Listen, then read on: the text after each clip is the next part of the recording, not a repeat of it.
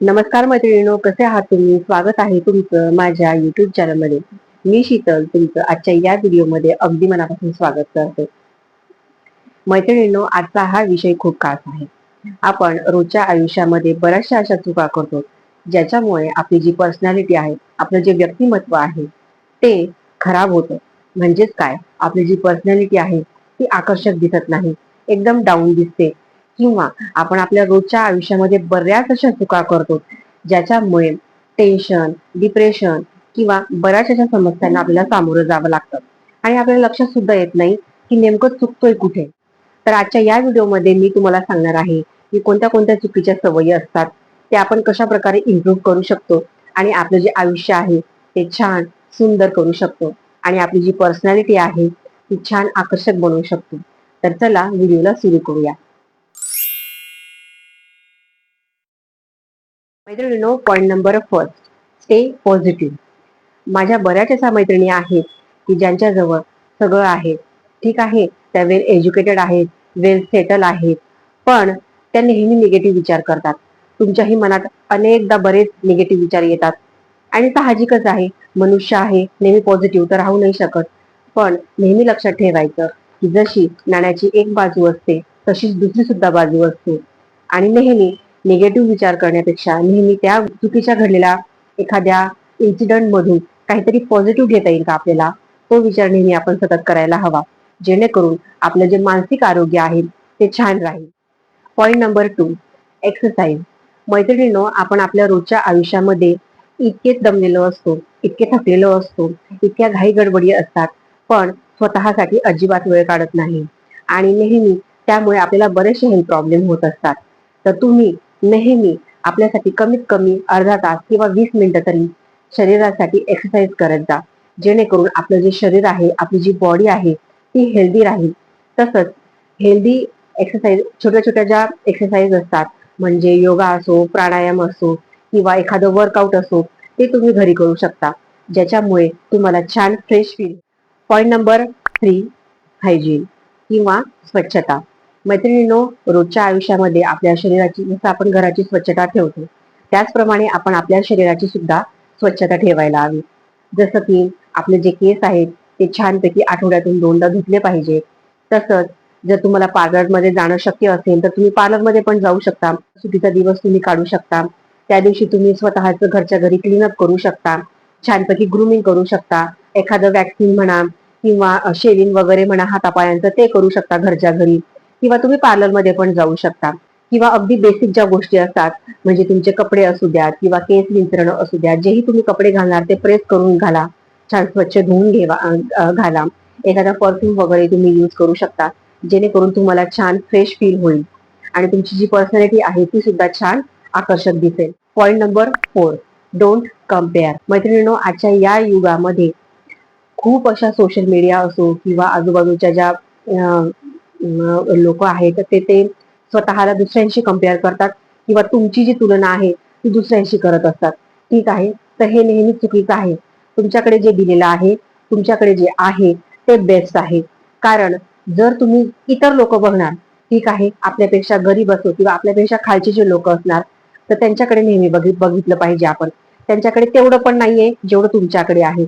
तर एखाद्या वेळेस काय होतं, आपल्याकडे सर्व काही गोष्टी असतात तरी सुद्धा आपण स्वतःला दुसऱ्याशी कम्पेअर करतो आणि आपली जी लाईफ असते ती पूर्णपणे स्पॉइल करतो, पूर्णपणे खराब करतो आणि आपली जी मेंटल हेल्थ असते ती सुद्धा त्याच्यामुळे खराब होत असते. कारण फक्त एकच असतं की याच्याकडे ते आहे, माझ्याकडे नाही, तिच्याकडे ते आहे, माझ्याकडे नाही. तर नेहमी पॉझिटिव्ह विचार करा.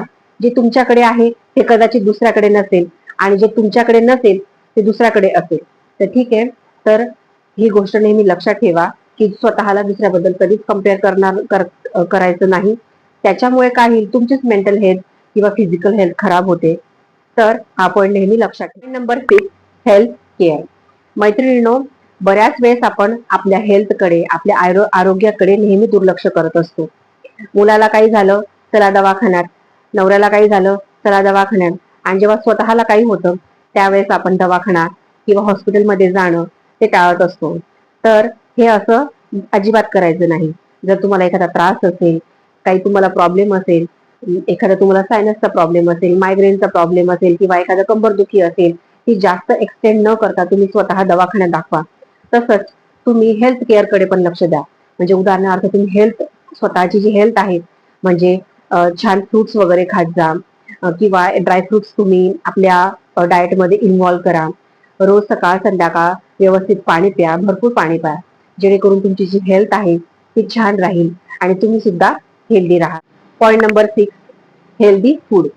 मैत्रिणींनो, बऱ्याच अशा मैत्रिणी आहेत की ज्यांना बाहेरचं खाण्याची खूप सवय असते.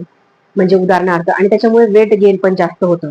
म्हणजे बाहेरच्या ज्या गोष्टी आहेत, पिझ्झा झालं, बर्गर झालं, हे बाकीच्या ज्या गोष्टी आहेत, तर त्या खूप खाण्याची सवय असते. तुम्ही जाऊ शकता आठवड्यातून एकदा किंवा 15 दिवसातून एकदा तुम्ही जाऊ शकता. पण तुमच्या हे बाहेरचं जे खाणं असतं किंवा जंक फूडचं जे खाणं असतं, ते खाल्ल्यामुळे आपल्या शरीराला जास्तीत जास्त नुकसानच होणार आहे. तर शक्यतो तुम्ही हेल्दी फूड किंवा हेल्दी डाएट फॉलो करा, जेणेकरून तुमचं जे आरोग्य आहे ते व्यवस्थित राहील. Point number 7, drink water. आपण आपल्या रोजच्या आयुष्यामध्ये कामं करत असताना पाणी प्यायचं हे सुद्धा कधी कधी विसरून जातो, बरोबर की नाही? तर त्यामुळे आपल्या शरीरामध्ये डिहायड्रेशनचं प्रमाण वाढतं, म्हणजे पाण्याची कमतरता होते.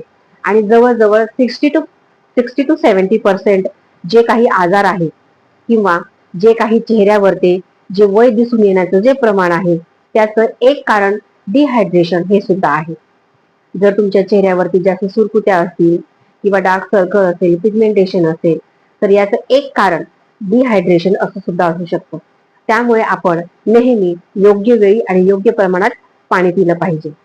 Point number 9, stress. मैत्रिणींनो, रोजचं आयुष्य आहे, ताण, तणाव, मानसिक टेन्शन हे तर येणारच आहे. तर हे कमी करण्यासाठी तुम्ही योगा करू शकता, एक्सरसाइज करू शकता, किंवा तुमचा आवडता एखादा छंद तुम्ही जोपासू शकता. ठीक आहे? उदाहरणार्थ डान्स झाला किंवा पुस्तक वाचणं झालं, ड्रॉइंग करणं झालं. हे जे छोटे छोटे छंद आहेत ते सुद्धा तुम्ही जोपासू शकतात, जेणेकरून तुमचा जो स्ट्रेस आहे, ताण आहे, तो कमी होण्यास मदत होईल. तर कसा वाटला आजचा व्हिडिओ मला नक्की कमेंट करा.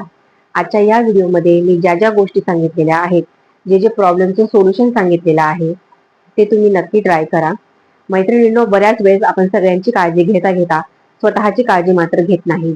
तसंच आपण बऱ्याच वेळेस काही गोष्टींकडे दुर्लक्ष करतो आणि मग कधी कधी आपल्याला असं वाटतं की अरे, ही खरंच मी होती का, जेव्हा आपण आरशामध्ये बघतो. तर योग्य वेळी स्वतःची काळजी घेणं हे खूप महत्वाचं आहे. नाहीतर काय होतं, वय निघून जातं, वेळ निघून जातो आणि मग आपण पश्चाताप करतो की अरे, मी हे तरी केलं असतं, मी ते तरी केलं असतं, मी थोडंसं लक्ष तरी दिलं असतं त्यावेळेस. तर असं होऊ नये म्हणून थोडंसं तरी स्वतःकडे लक्ष. तुम्हाला पुढचा जो व्हिडिओ आहे तो कोणत्या टॉपिक वरती बघायला आवडेल हे सुद्धा मला कमेंटमध्ये जरूर सांगा. तर कसा वाटला आजचा हा व्हिडिओ मला नक्की सांगा. जर व्हिडिओ आवडला असेल तर व्हिडिओला लाईक करा आणि अशाच informative makeup, beauty, fashion related व्हिडिओसाठी माझ्या चॅनलला सबस्क्राईब करा. तोपर्यंत मिळूयात पुढच्या व्हिडिओमध्ये. बाय.